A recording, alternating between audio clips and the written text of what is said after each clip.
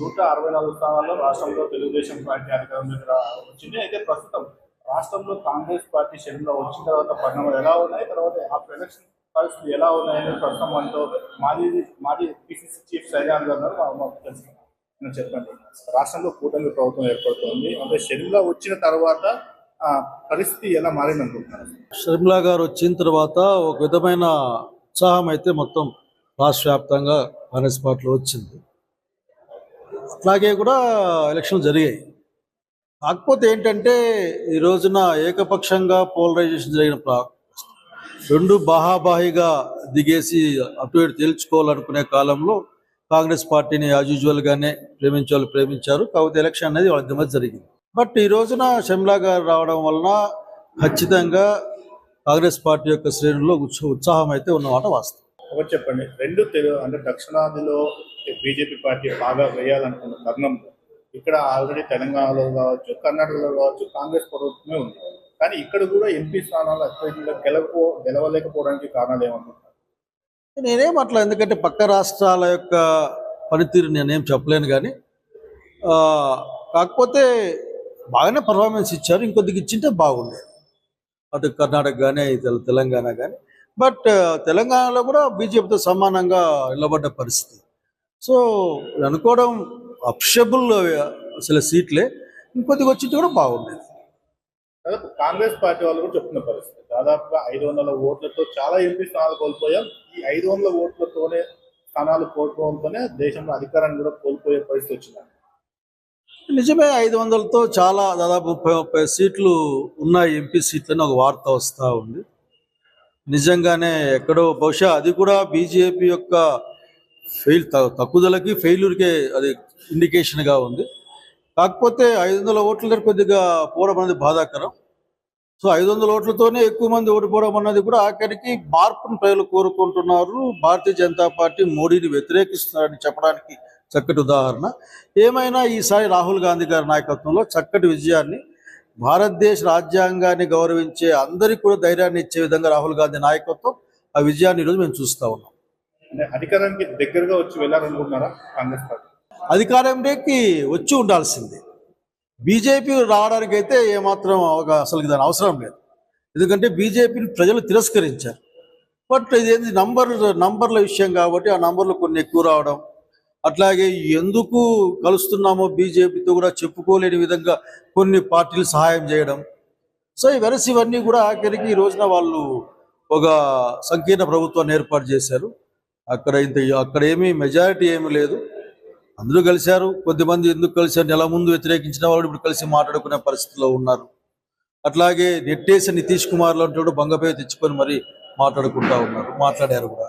కాబట్టి కాంగ్రెస్ పార్టీ యొక్క విజయం అన్నది ప్రజల విజయంగాను, ప్రజల యొక్క కోరికకి తార్కాణంగా అనుకుంటా ఉన్నాం. That is the reaction. అట్లాగే వాళ్ళు ఇచ్చిన తీర్పు అది ఖచ్చితంగా భారతీయ జనతా పార్టీకి, మోడీ నాయకత్వానికి వ్యతిరేకంగా ఇచ్చిన తీర్పుగా నేను భావిస్తా ఉన్నాను. ఏపీలో కూటమి ప్రభుత్వం ఏర్పడింది, బీజేపీతో కూడా అనుబంధంగా ఉన్నారు. ప్రస్తుతం ఏపీకి ప్రత్యేక హోదా లాంటి విషయాలపైన ఏమన్నా కాంగ్రెస్ ప్రభుత్వం గట్టిగా పోరాడే విషయాలు ఉన్నాయి? ఇప్పుడు ఒక్కటి, ప్రత్యేక తరగతి హోదా ఈ రాష్ట్రానికి ఇస్తామన్నది కాంగ్రెస్ పార్టీ మాట, అమలు చేస్తామన్నది రాహుల్ గాంధీ గారి మాట. మరి ఈ సమయంలో ఆఖరికి అధికారంలోను ప్రతిపక్షంలోనూ తెలుగుదేశం పార్టీ ఉంది, జగన్ రెడ్డి ఉన్నారు. మరోసారి అడుగుతా ఉన్నాం, మీరు అధికారంలో ఉంటే ఒక ఆయనేమో మాకు చేత కాదు కదా, మేము అడగలేను కదా అంటాడు, ఒక ఆయన మాట్లాడు.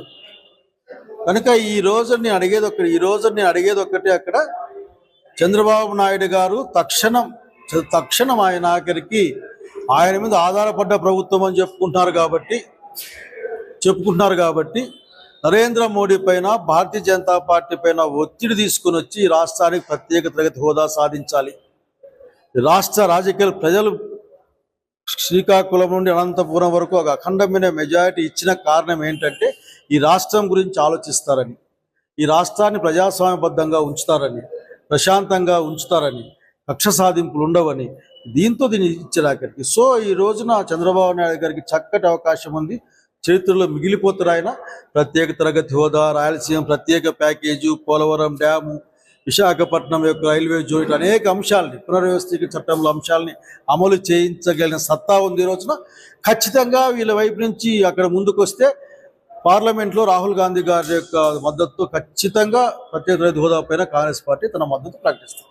ఇప్పటికే బీజేపీ మిత్రపక్షాలు కొన్ని పార్టీలు వారికి కేటాయించిన కేంద్ర మంత్రి పదవుల్లో కూడా సరైన శాఖలు ఇవ్వలేదని చెప్పేసి కూడా కొన్ని విమర్శలు. అవును, నేను కూడా అట్లే అనుకుంటా ఉన్నాను. నేను కూడా శాఖలు మంచి వేయలేదు, ప్రజలకు సంబంధం లేని శాఖలు ఇచ్చారు అనుకుంటా ఉన్నాను. ఉదాహరణకి ఆంధ్రప్రదేశ్లో ఉన్న వాళ్ళకి భారీ నీటిపారుదల శాఖ ఇచ్చి ఉండాల్సిందే. ఇచ్చి ఉంటే కనీసం మన ప్రాజెక్టులు పూర్తి చేసుకునే వాళ్ళం. అది విమానయాన శాఖ ఇచ్చారు, అది తక్కువని కాదు, కానీ ఇటువంటివి ఇస్తే, లేకుంటే ఫైనాన్స్ ఇచ్చింటే బాగుండేది. ఇట్లాంటివి ఇచ్చింటే కొద్దిగా రాష్ట్రాన్ని ఖచ్చితంగా ఎంత లేదన్నా మేలు చేసుకునే వాళ్ళం. లేకపోతే కనీసం మానవ వనరుల శాఖ అయినా ఇచ్చి ఉండాల్సింది. అవి కాకుండా విమానయాన శాఖ, ఇంకా సహాయ మంత్రులు నేను తక్కువ చేయడం కాదు, కానీ సహాయ మంత్రుల పాత్ర పాలసీ మ్యాటర్లో అభిప్రాయం ఉంటుంది, కానీ నిర్ణయం ఉండదు, తక్కువ ఉంటుంది. సో నేను అనుకోవడం ఆంధ్రప్రదేశ్ రాష్ట్రంలో ఉన్న మంత్రివర్గంలో కేంద్రంలో ఉన్న వాళ్ళ పట్ల పెద్ద ఇంపార్టెన్స్ ఉందని వాళ్ళు అనుకుంటే నేను చేయగలిగింది ఏం లేదు ఆఖరికి. అది వాళ్ళ ఇష్టం. బట్ ఇంకా కాస్త మంచి శాఖల్ని సాధించుకోవచ్చు. ముఖ్యంగా ఇప్పుడు ఏపీలో టీడీపీ వైసీపీ మాత్రమే పార్టీలో ఉండేది. ఇప్పుడు వైసీపీ కూడా కేవలం 11 స్థానాలకే పరిమితమైంది. ఇప్పుడు కాంగ్రెస్ పార్టీ రోల్ ఎలా ఉండబోతుంది ఏపీలో? డెఫినెట్గా కాంగ్రెస్ పార్టీగా మరింత ఉత్సాహంతో ప్రజల పక్షాన ఈ రోజున ఈ రాష్ట్రానికి రావాల్సిన అన్ని ప్రయోజనాలని, ప్రత్యేక హోదాతో సహా అన్ని అంశాలని కూడా చివరికి అనంతపురం జిల్లా ప్రాజెక్ట్ అనంత లాంటి ప్రాజెక్ట్ సాధించుకునేంత వరకు కూడా ప్రజల్లో ఉండి పనిచేస్తాం, ప్రజల కోసం పనిచేస్తాం. రాహుల్ గాంధీ గారి నాయకత్వంలో ప్రజాస్వామ్యబద్ధమైన రాజ్యాంగబద్ధమైన పరిపాలన జరిగే విధంగా మేము ఉంటామని తెలియజేస్తాం.